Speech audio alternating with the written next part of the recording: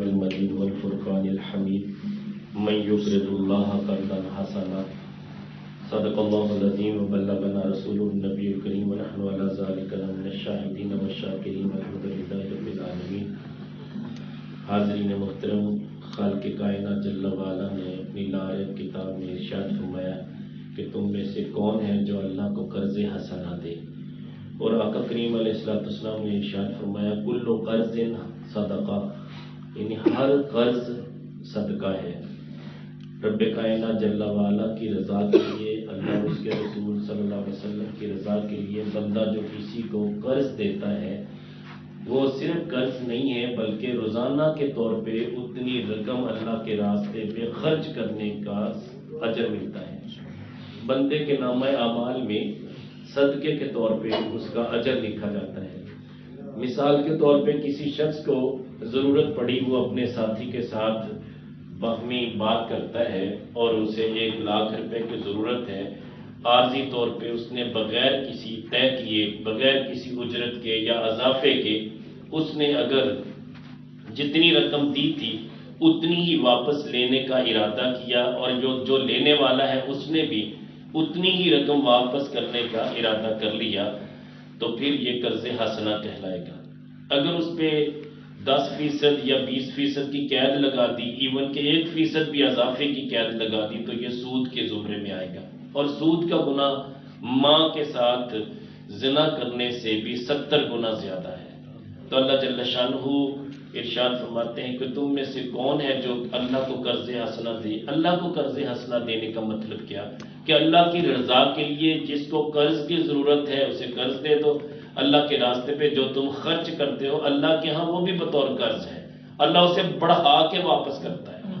اور قرض حسنہ کی تعریف بھی یہ ہے کہ اگر کسی بندے کو قرض کی ضرورت پڑی، اسے آپ نے قرض دیا، آپ نے 1,00,000 روپیہ قرض دیا، اور بغیر کسی پابندی کے اس بندے کو اللہ نے جب توفیق عطا فرمائی، وہ آپ کو 1,00,000 کی بجائے 2,00,000 واپس کر دے تو یہ جائز ہے، یہ اس کی طرف سے ہدیہ ہے۔ لیکن اگر پہلے سے طے شدہ معاملے کے مطابق کیا کہ 1,00,000 دوں گا تو 10,000 آپ مجھے زیادہ دیں گے، تو یہ سود ہے۔ لیکن اگر طے نہیں کیا، اس بندے کو اتنی خوشی ملی کہ یہ بندہ میرے کام آیا اور اس نے میری مشکل میں میرا ساتھ دیا، اب اللہ نے مجھے نفع اتنا دیا کہ میں اس کو زیادہ کر کے دوں، تو وہ جائز ہے، وہ سود نہیں کہلائے گا۔ بھلے وہ 1,00,000 کے بدلے 1,00,000 اضافی طور پہ دے دے تو وہ اس کی طرف سے ہدیہ اور تحفہ ہوگا۔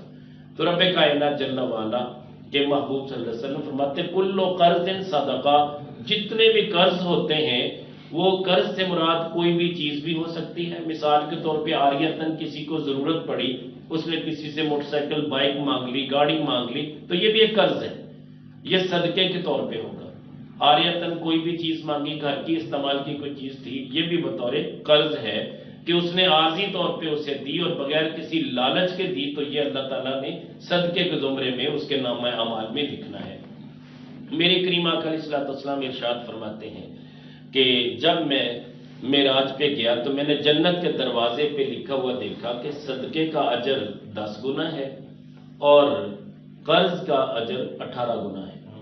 میرے کریم آقا علیہ السلام فرماتے ہیں میں ایک بار حیران ہو گیا کہ صدقہ جو اللہ کے راستے پہ محض اس کی رضا کے لیے دیا جاتا ہے، کسی مسکین کو دیا جاتا ہے، ضرورت مند کو، محتاج کو دیا جاتا ہے، وہ بندہ اگر وہ اسے لے لیتا ہے اور اس بندے نے اپنی اس خالص نیت کے ساتھ کہ اللہ کی رضا کے لیے دے رہا ہے تو اس کا 10 گنا اجر، لیکن ایک بندے نے مانگ کے قرض لیا اس کا 18 گنا اجر۔ تو یہ تفاوت کیوں؟ اللہ کے پیارے نبی صلی اللہ علیہ وسلم فرماتے ہیں میں نے پوچھا جبریل یہ جو جنت کے دروازے پہ لکھا ہوا کہ صدقے کا اجر 10 گنا اور قرض کا اجر 18 گنا، تو جبریل امین علیہ السلام نے عرض کی یا رسول اللہ صلی اللہ علیہ وسلم اس کی وجہ یہ ہے کہ صدقہ جب دیا جاتا ہے وہ کسی کی طلب پہ نہیں دیا جاتا، بلکہ صدقہ اپنے طور پہ بندہ خیرات کرتا ہے اور لینے والا قبول کر لے تو یہ اس کی شفقت اور مہربانی ہے کہ اس نے آپ کا دیا ہوا صدقہ قبول کر لیا۔ مثال کے طور پہ زکوٰۃ ہے، زکوٰۃ کسی نے مانگی نہیں، آپ کو پتہ چلا کہ اس بندے کو ضرورت ہے، وہ محتاج ہے، زکوٰۃ کا مستحق، آپ نے زکوٰۃ دے دی۔ اسی طرح وہ بندہ جو سائل ہے، در بدر مانگنے والا ہے، اس کے پاس پہلے سے بھی جمع شدہ ہوتا ہے لیکن اس کی ایک عادت بن چکی ہوتی ہے، وہ در بدر جاتا ہے، مانگتا ہے، تو اس کو دینے والے کو اس کا اجر کتنا ملے گا؟ 10 گنا ملے گا۔ من جا بالحسنہ فلہ عشر امثالھا، جس نے کوئی بھی نیکی کی اللہ اسے 10 گنا زیادہ بڑھا دے گا۔ یہ اس کا کرم ہے اس امت کے لیے، خاص طور پہ اللہ کی طرف سے یہ وعدہ ہے کہ جو بھی نیکی بندہ کرتا ہے اللہ اسے 10 گنا زیادہ اضافے میں اس کے نامہ اعمال میں لکھ دیتا ہے۔ اب یہ جو کل قرض صادقہ، میرے کریم آقا علیہ الصلوۃ والسلام فرماتے ہیں، جب میں نے جبریل سے پوچھا کہ قرض کیوں، فرمایا کہ حضور جس بندے کو مجبوری تھی وہ مجبوری کے طور پہ اپنی عزت نفس کو مجروح کرتے ہوئے، اب اس کی عزت نفس بھی مجروح ہو رہی ہے، اس کی آنکھیں بھی بچھی ہوئی ہیں، اس کی ہمت نہیں ہے کہ میں اس سے قرض مانگوں، مجبور ہو کے وہ قرض مانگ رہا ہے، کیونکہ اس کی سرشت میں قرض مانگنا نہیں تھا، اس کی فطرت یہ نہیں تھی کہ وہ کسی کے آگے ہاتھ پھیلائے، مگر اسے مجبوری نے اس قدر پریشان کر دیا کہ اس نے قرض مانگا، اور اس کی حاجت کو پورا کرنے کا اجر اللہ نے اس لیے 18 گنا رکھا ہے کہ اس بندہ مومن کے پاس ہمت نہیں تھی، ورنہ وہ کوئی جو بھی کام وہ کرنا چاہ رہا تھا اس کے لیے اگر آپ نے معاونت کی، اسے بطور قرض دیا تو وہ صدقے سے بڑھ جائے گا، 18 گنا اس کا اجر ملے گا۔ میرے کریم آقا علیہ الصلوۃ والسلام فرماتے ہیں اگر تم کسی کو قرض دے دو اور اگر وہ قرض کی ادائیگی میں مشکل میں آ گیا کہ اس نے قرض ادا نہیں کیا، تنگ دست تھا، پریشان حال تھا، 1 سال کے لیے قرض دیا تھا، 2 ماہ کے لیے دیا تھا، اب وہ پریشان ہے، تنگ دست ہے اور وہ آپ کو لوٹا نہیں رہا، آپ نے اس کے قرض میں آسانی کر دی کہ یار 1 لاکھ روپے آپ نے مجھے واپس کرنا تھا نا، آپ نہیں کر پا رہے، آپ کی تنگ دستی میرے سامنے ہے، آپ اس طرح کریں، آپ 5,000 ہر مہینے دے دیا کریں، آپ 10,000 ہر مہینے دے دیا کریں، جو آسانی سے دے سکتے ہو ایسے دے دیا کرو۔ اللہ کے پیارے نبی صلی اللہ علیہ وسلم فرماتے ہیں جب تم کسی تنگ دست کو جو قرض دیا تھا واپسی کے لیے مطالبہ کرنے میں آسانی کرو گے، اللہ تمہارے لیے دنیا کے اور آخرت کے سارے کام آسان کر دے گا۔ یہ جو رکاوٹیں آتی ہیں نا، پریشانیاں آتی ہیں، بیماریاں آتی ہیں، مصیبتیں آتی ہیں، آزمائشیں آتی ہیں، اللہ یہ ساری دور کر دے گا، اس لیے کہ تم نے کسی تنگ دست کو مہلت دی اور اسے کہا کہ تم جس طرح آسانی سے دے سکتے ہو ایسے دے دو۔ آسانی سے اگر تم نے مطالبہ کیا اور وہ بندہ بھی آسانی سے دے رہا ہے، اس کا صلہ تمہیں کیا ملے گا؟ ایک تو تمہیں اللہ جل شانہ نے روزانہ کے طور پہ اتنے پیسے دینے کا اجر روزانہ کے طور پہ آپ کے نامہ اعمال میں لکھ دیا۔ مثال کے طور پہ 1 لاکھ روپے آپ نے کسی کو دیا، مقرر وقت جب آ گیا وہ ادا نہیں کر پایا، اب اس کو رب کائنات جل وعلا 10 گنا زیادہ بڑھا دیں گے، لیکن چونکہ قرض تھا اس کو 18 گنا زیادہ بڑھا دیں گے، 18 گنا زیادہ اجر روزانہ کی بنیاد پہ تمہارے نامہ اعمال میں اللہ تعالیٰ لکھے گا۔ 18 گنا زیادہ اجر، آپ نے 1 لاکھ دیا تھا، 18 لاکھ روپے روزانہ کی بنیاد پہ تمہارے نامہ اعمال میں رب کائنات جل وعلا درج کریں گے۔ کتنی بڑی آسانی ہے اور سہولت بھی ہے، لینے کے لیے بھی دینے والے کے لیے بھی، دونوں کے لیے کتنا بڑا فائدہ ہے۔ لینے والے کی مشکل آسان ہو گئی اور دینے والے کو رب کائنات جل وعلا 1 لاکھ کی بجائے 18 لاکھ یومیہ اللہ کے راستے پہ خرچ کرنے کا اجر عطا کرے گا۔ تنگ دست کو قرض کی ادائیگی میں مہلت دے دو، جب تم کسی تنگ دست کو قرض کی ادائیگی میں مہلت دے دو کہ جب چاہے دے دینا کوئی مسئلہ نہیں، وہ پھر بیچارہ آ کے عذر پیش کرتا کہ میں اب ادا نہیں کر سکتا، تم نے پھر مہلت دے دی، رب کائنات جل وعلا اس بندے پہ اتنا خوش ہوتے ہیں رب کائنات جل وعلا اس بندے کو اس کے گناہوں میں مہلت دے دیتے ہیں۔ اب گناہوں میں مہلت کیسے کہ بندے سے گناہ سرزد ہوتے جا رہے ہیں، رب کائنات جل وعلا کی رضا کے لیے اس نے کسی کو قرض دیا ہوا ہے، ادھر اس سے گناہ سرزد ہوتے جا رہے ہیں، اللہ جل شانہ اس کی اگر موت کا وقت بھی آ چکا ہے اللہ اسے مہلت دے دے گا، موت کو بھی مؤخر کر دے گا، اور اللہ جل شانہ اتنی موت کو مؤخر کرے گا جب تک وہ بندہ توبہ نہیں کر لیتا اللہ موت اس پہ وارد نہیں کرے گا۔ کتنا بڑا اجر ہے کہ آپ نے کسی قرض جس کو قرض دیا، کسی تنگ دست کو تنگ دستی کی بنا پہ اسے اتنی مہلت دے دی کہ تو جب چاہے دے دینا، تو اللہ اس کے صلے میں تمہاری موت کو مؤخر کر دے گا اور اتنا اجر عطا کرے گا کہ تمہاری طبیعت کو مائل کر دے گا کہ تم اللہ کی بارگاہ میں اس گناہ کی توبہ کر لو گے جو اس دوران ہوئے، تمام کے تمام گناہوں سے معافی کی اللہ مہلت عطا کر دے گا۔ میرے کریم آقا علیہ الصلوۃ والسلام فرماتے ہیں قیامت کے دن جب کوئی سایہ نہیں ہوگا، جس بندے نے تنگ دست کو مہلت دی رب کائنات جل وعلا اس بندے کو عرش کا سایہ عطا کرے گا۔ جب روئے زمین پہ کوئی سایہ نہیں ہوگا، سورج بھی سوا نیزے پہ ہوگا اور اس حد تک بعض کہتے ہیں 1.25 میل پہ ہوگا، البتہ سورج کا صحیح رخ جو ہے فرنٹ والا رخ ادھر ہوگا، اور حالت یہ ہوگی کہ اس تپش کے سامنے کوئی بھی تاب نہیں لا سکے گا۔ کوئی اپنے پیشانی تک پسینے میں شرابور ہوگا، کوئی ناف تک کوئی ناف تک پسینے میں شرابور ہوگا، مگر اس کے باوجود اللہ اس بندے کو محفوظ رکھے گا جس نے بغیر کسی لالچ کے تنگ دست کو مہلت دی اور اسے کہا کہ جب تمہارے لیے آسانی ہو اس وقت دے دینا، تو اللہ جل شانہ اس بندے کے لیے اتنی آسانی پیدا کرے گا کہ اس بندے کو اس دن عرش کا سایہ عطا کرے گا۔ میرے کریم آقا علیہ الصلوۃ والسلام فرماتے ہیں کہ سب سے پہلے رب کائنات جل وعلا نے زمین کو پیدا کیا۔ جب زمین کو پیدا کیا تو یہ پانی کے اوپر تھی اور یہ اس طرح ہل رہی تھی جیسے پانی کے اوپر کشتی ہلتی ہے۔ اب صورتحال یہ تھی، اس کو بہترین بیلنس کرنے کے لیے رب کائنات جل وعلا نے پہاڑ بنائے۔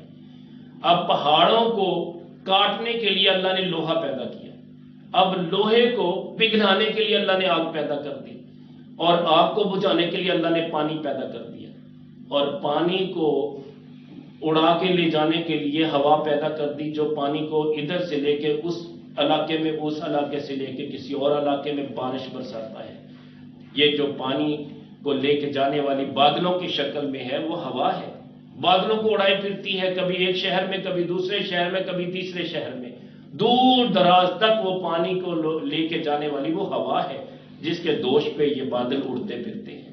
پتہ یہ چلا کہ ہوا ان سب چیزوں سے طاقتور، اب رب کائنات جل وعلا نے ہوا سے بھی بڑھ کر طاقت رکھی ہے، کس میں؟ صدقے میں، سب سے بڑھ کر صدقے میں، اور صدقے سے بھی بڑھ کر قرض میں اللہ تعالیٰ نے اجر رکھا ہے۔ اب یہ صدقہ 10 گنا تھا، اس سے بڑھ کر قرض دینا جو کسی کی خیر خواہی کرنا، اس کا اجر 18 گنا ہے۔ پتہ یہ چلا کہ زمین سے بڑھ کر اللہ تعالیٰ نے پہاڑ پیدا کیے، پہاڑوں سے بڑھ کر لوہا، لوہے سے بڑھ کر آگ، آگ سے بڑھ کر اللہ تعالیٰ نے ہوا پیدا کی ہے، پانی پیدا کیا، پانی سے بڑھ کر اللہ نے ہوا پیدا کی، یہاں تک کہ پھر ہوا سے بڑھ کر اگر کوئی چیز ہے تو صدقہ، اور صدقے سے بڑھ کر کوئی چیز ہے تو وہ قرض کا اجر ہے۔ اتنا بڑا اس کا اجر ہے۔ بخاری شریف میں ایک روایت موجود ہے کہ 2 ایسے سچے دوست تھے جن کا آپس میں پیار بھی تھا، محبت بھی تھی، لیکن اس لیول پہ لین دین کا معاملہ نہیں تھا۔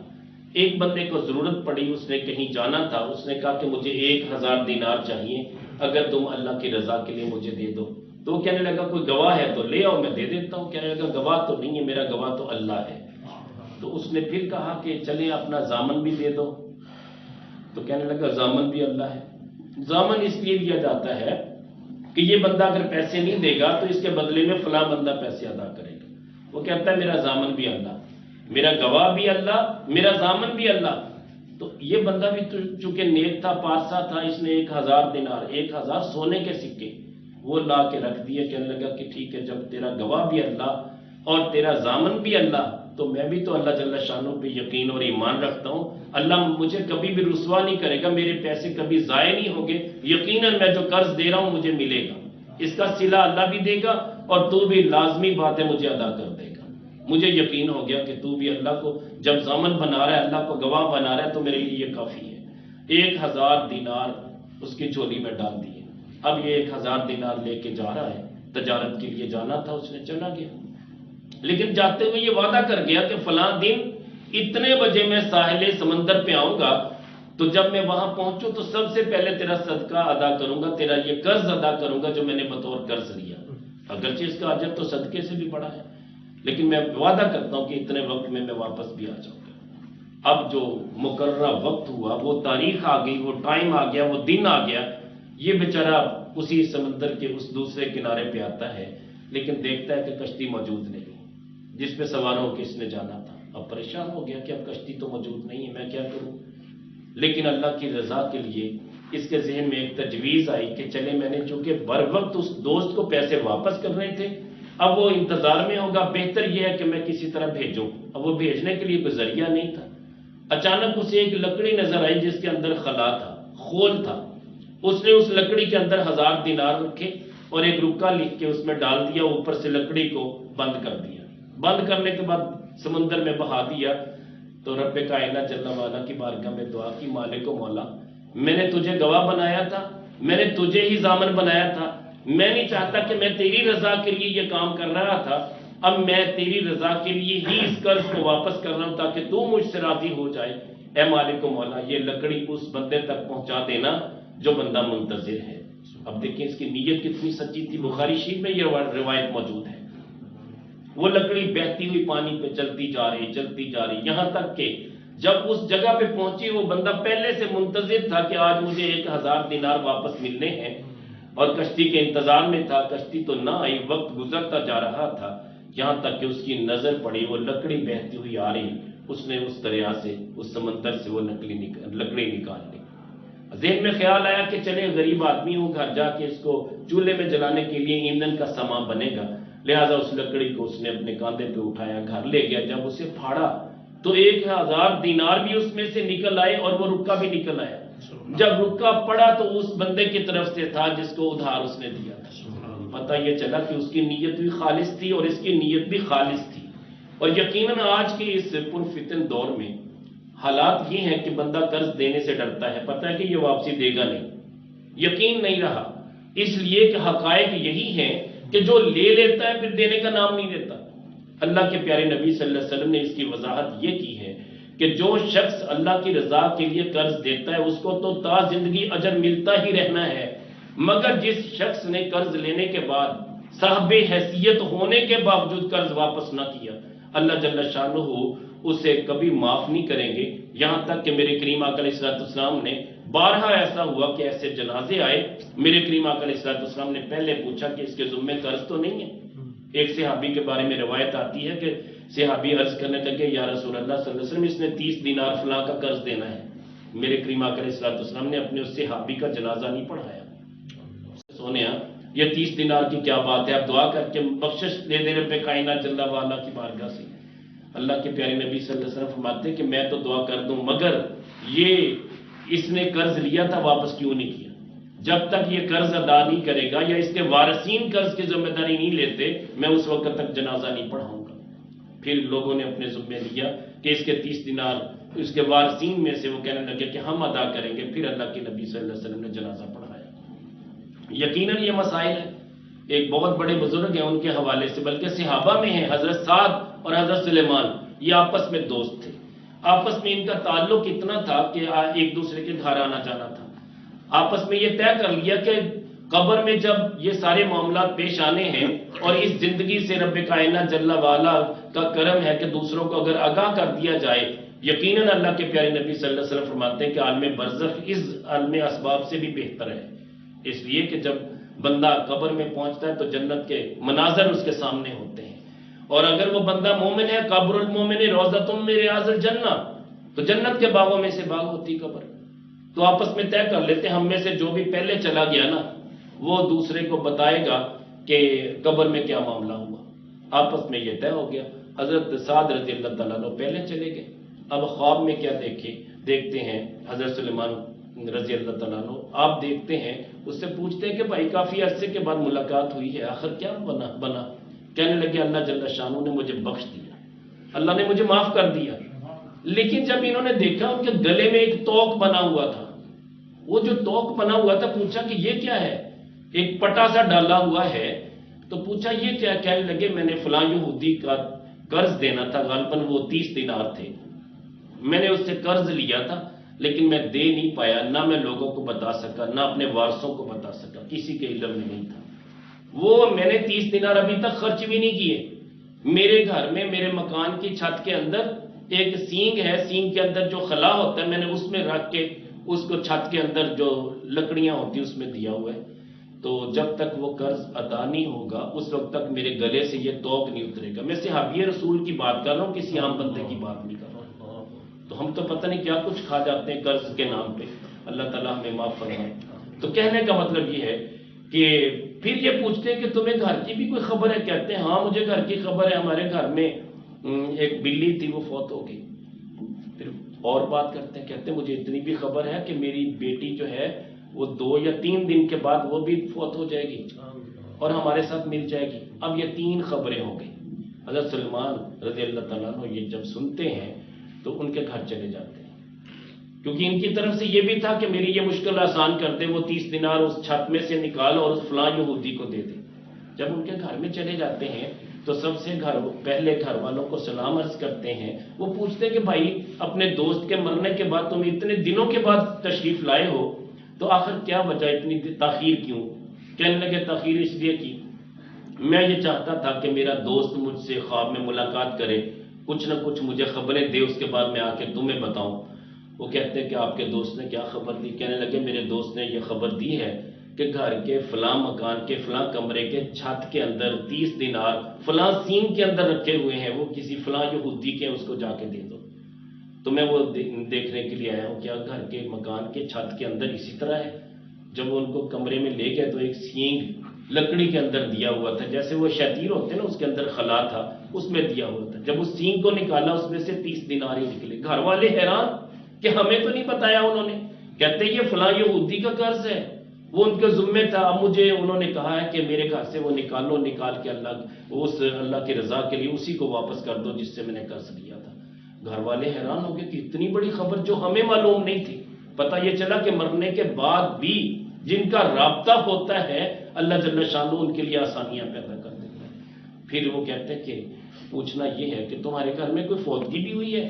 کہتے ہیں ہاں جی فوتگی تو ہوئی ہے، اور تو کوئی فوتگی نہیں ہوئی، البتہ ہماری ایک پالتو بلی تھی جو ہمیں بہت اچھی لگتی تھی، وہ فوت ہوئی ہے 2 دن پہلے۔ کہتے ہیں اس کی بھی خبر ہمیں اس نے دی ہے۔ وہ کہتے ہیں کوئی اور خبر؟ کہنے لگے ہاں ایک خبر اور بھی دی ہے، وہ میں بتاؤں گا نہیں، البتہ اتنا بتاؤں گا کہ آپ کے کتنے بچے ہیں ان کے؟ کہنے لگے کتنے بچے ہیں؟ کہتے ہیں ان کی صاحبزادی بھی ہے۔ کہتے ہیں ہاں۔ پوچھا کہاں؟ کہتے ہیں باہر کہیں کھیل رہی ہوگی۔ تو کہتے ہیں ان کو ذرا بلاؤ۔ بلایا، دست شفقت رکھا، پیار کیا۔ کہتے ہیں اس کا خاص خیال رکھنا، بس اشارتاً۔ اس میں یہ بھی ہمارے لیے سبق ہے کہ اگر کسی پہ کوئی ایسا راز منکشف ہو تو اس کو راز ہی رکھے، یہ اللہ کے راز ہوتے ہیں، ایڈوانس بتانے کی حاجت نہیں ہے۔ اہل اللہ کبھی بھی نہیں بتاتے۔ وجہ کیا ہے؟ سب کچھ دیکھتے بھی ہیں، پتہ بھی ہے یہ ہونا ہے، مگر نہیں بتائیں گے، یہ اللہ کے راز ہیں، کھولے جاتے ہیں جس پہ رازوں نے ہاں بند کی جاتی اس کی زبان۔ تو بہرحال وہ کہتے ہیں اس کا خاص خیال رکھنا، اس کے لیے میں دعا کرنے کے لیے آیا ہوں، اللہ اس کو صحت دے۔ کہتے ہیں میں نے جب دیکھا ہاتھ لگا کے اسے بخار تھا، 2 یا 3 دن کا جو عرصہ بتایا تھا اسی دن اس کی ڈیتھ ہو گئی اور اسے بھی پھر قبر میں دفن کرنا پڑا۔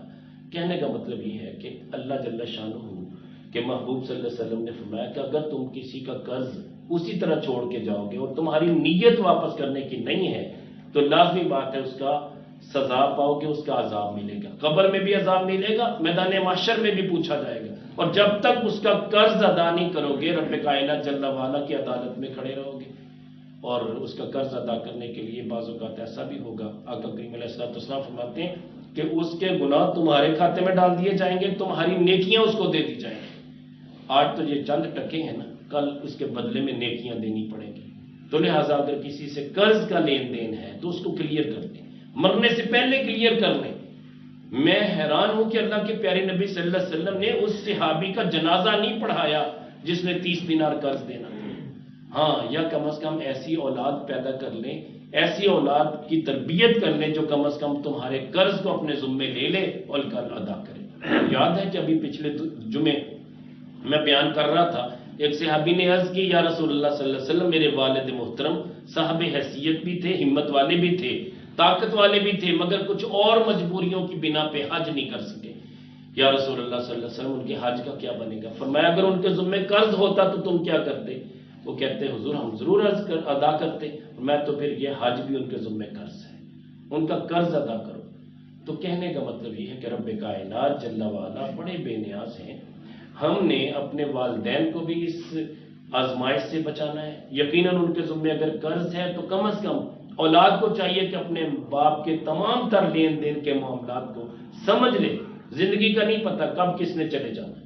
آقا کریم علیہ السلام اسی لیے فرماتے ہیں کہ میری سنت یہ ہے کہ سب سے پہلے اپنی وصیت لکھو، یہ نہ ہو کہ موت آ جائے اس والدین کے حوالے سے اولاد کو پتہ ہی نہ ہو کہ اس نے کیا لینا تھا کیا دینا تھا۔ تو ظاہر بات ہے جب کل وہ لوگ مطالبہ کریں گے تو اولاد کہے گی ہمیں تو پتہ ہی نہیں۔ میں نے ایسے ایسے لوگوں کو دیکھا کہ لاکھوں کے لین دین کے معاملات تھے مگر اولاد کے علم میں نہیں تھا۔ اب کیا صورتحال ہے کہ جب وہ مطالبہ کرنے کے لیے لوگ آگے کہتے ہیں جی ہمارے والد نے تو ہمیں بتایا ہی نہیں تھا، لہذا ہم ادا کیوں کریں؟ اب اولاد بظاہر ادا نہیں کر رہی کیونکہ اس کی تربیت اچھی نہیں ہو سکی تھی۔ اب نتیجہ کیا ہے؟ وہ بیچارہ قبر میں عذاب سے دو چار ہو رہا ہوگا۔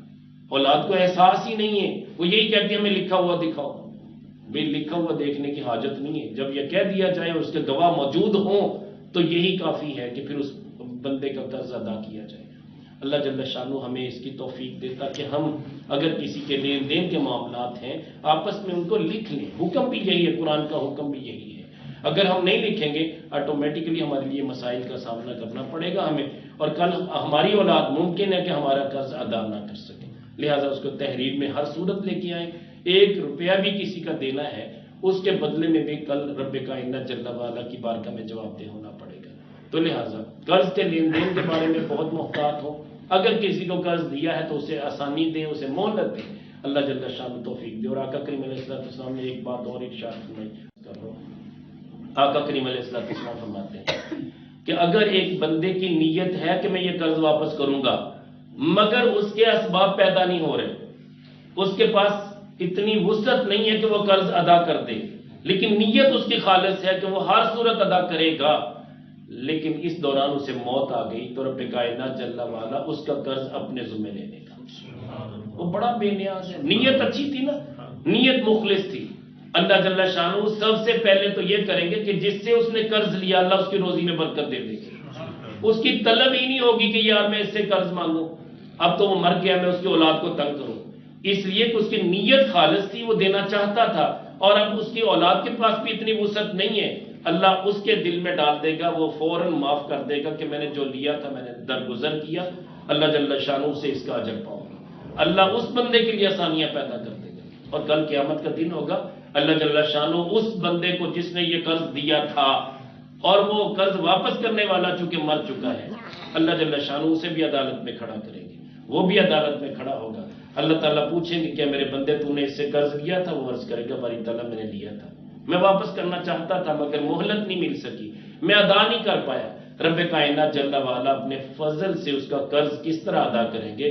جنت میں اس کے لیے محل بنا دیں گے اور اس کو فرمائیں گے کہ اے میرے بندے یہ جنت میں محل تیرے لیے بنایا ہے، اگر تو اسے قبول کرتا ہے تو ٹھیک، ورنہ پھر تیرا قرض تجھے ادا کیا جائے۔ اس کی صورت اور ہوگی کہ اس کی نیکیاں تیرے کھاتے میں ڈال دی جائیں۔ وہ بندے کو محل اتنا پیارا لگے گا، اتنی اٹریکشن ہوگی، وہ فوراً سے کہے گا کہ مالک و مولا یہ محل مجھے قبول ہے، میں اب اس سے قرض کا مطالبہ ہی نہیں کرتا۔ رب کائنات جل وعلا اسے راضی کرے گی۔ تو قیامت کے دن اللہ نے صلح بھی کروانی ہے، جھگڑے ہوئے لوگوں کو بھی صلح کروانی ہے، ظالم و جابر وہ بھی آپس میں صلح کریں گے بشرطے کہ دونوں معافی مانگنے والے ہوں، اور اگر کسی نے کسی کو قتل کر دیا اور مقتول جو ہے وہ اپنا بدلہ مانگے گا، یہ قتل کرنے والا یہ بھی اللہ کی عدالت میں ہوگا، مقتول جو ہے یہ معاف کرنے پہ راضی نہیں ہوگا، جس پہ ظلم ہوا وہ معاف کرنے کے پہ راضی نہیں ہے، مگر اللہ کریم جل وعلا اس کو کیوں معاف کر رہے ہیں کہ اس نے زندگی میں توبہ کر لی تھی، قاتل تھا، ظالم تھا، مگر توبہ کر لی، اب اللہ جل شانہ قیامت کے دن بھی ان کی صلح کروائے گا۔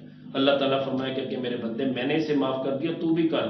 وہ عرض کرے گا باری تعالیٰ اس نے مجھے بڑے ظلم کے ساتھ قتل کیا، میں اسے معاف نہیں کر سکتا۔ اللہ فرمائے گا اچھا نہیں کر سکتا، میں کہتا ہوں کہ معاف کر دے۔ وہ اس وقت اپنے پورے شد و مد کے ساتھ بات کرے گا کہ مالک و مولا میں اسے کیسے معاف کر دوں، اس نے مجھ پہ بڑے ظلم ڈھائے۔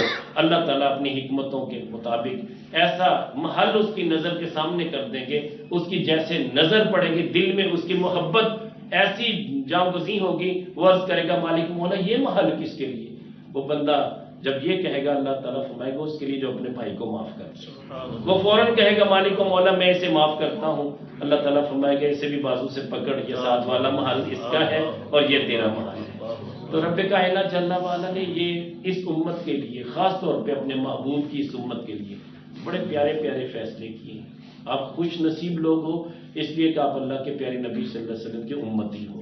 کبھی یہ نہ کہا کرو کہ میں بد نصیب ہوں، نہیں نہیں، آپ کے نصیب اتنے اچھے ہیں کہ 12 نبی ایسے ہیں جنہوں نے یہ التجا کی مالک و مولا اگر یہ امت ہمیں نہیں دیتا ہمیں اپنے محبوب کا امتی بنا دے۔ یار جہاں نبی یہ چاہت رکھیں کہ ہمیں اپنے محبوب کا امتی بنا دیں، آپ تو یار بیٹھے بٹھائے سرکار دو جہاں مالک کون و مکان صلی اللہ علیہ وسلم کے امتی بن کے اپنی قسمت پہ ناز کریں اور کوشش کریں اللہ کے پیارے نبی صلی اللہ علیہ وسلم سے ڈائریکٹ رابطہ رکھیں، ان کی رضا والے کام کریں، اللہ کے نبی کو اذیت نہ دیں، کوشش کریں نماز پنجگانہ باجماعت ادائیگی کی ہمت اللہ توفیق دے دے، قرآن کریم کی تلاوت کثرت سے کریں اور درود و سلام آقا کریم علیہ السلام کی بارگاہ میں ہمیشہ بھیجتے رہیں تاکہ اللہ بھی راضی ہو جائے، اللہ کا محبوب بھی راضی ہو جائے۔ اللہ جل شانہ ہمارا مل بیٹھنا قبول فرمائے، اسی پہ اکتفا کرتے ہیں۔ وما علینا الا البلاغ۔